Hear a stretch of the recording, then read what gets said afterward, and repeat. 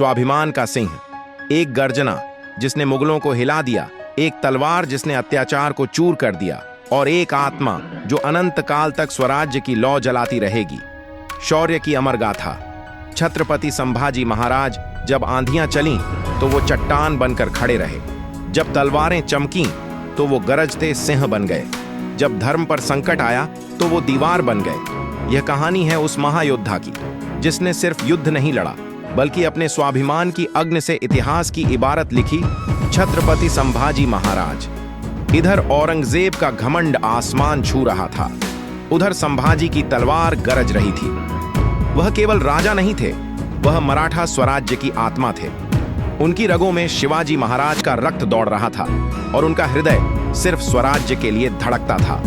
1657 में जन्मे संभाजी महाराज ने बचपन में ही यह तय कर लिया था कि वे केवल सिंहासन के लिए नहीं बल्कि अपने धर्म और संस्कृति की रक्षा के लिए जिएंगे। बचपन से ही वे बुद्धिमान, निर्भीक और अपराजेय योद्धा बन चुके थे।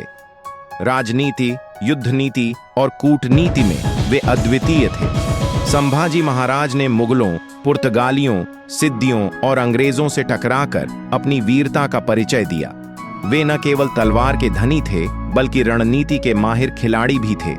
उन्होंने अपनी सेना को संगठित किया, औरंगजेब की विशाल सेना को कई बार धूल चटा दी। एक बार औरंगजेब ने उन्हें पकड़ने के लिए लाखों सैनिक भेजे, लेकिन संभाजी की चतुराई और साहस ने उसे बार बार हार का स्वाद चखाया। उनका हर युद्ध एक संदेश था, हम स्वराज्य के लिए जीते हैं और उसी के लिए मरेंगे। इतिहास का सबसे क्रूर अध्याय, परंतु 1689 में गद्दारी हुई। संभाजी महाराज को मुगलों ने बंदी बना लिया।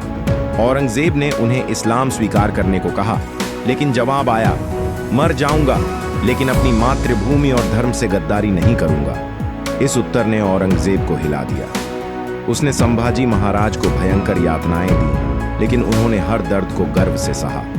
अंततः 11 मार्च 1689 को उन्हें क्रूरता से मृत्युदंड दिया गया।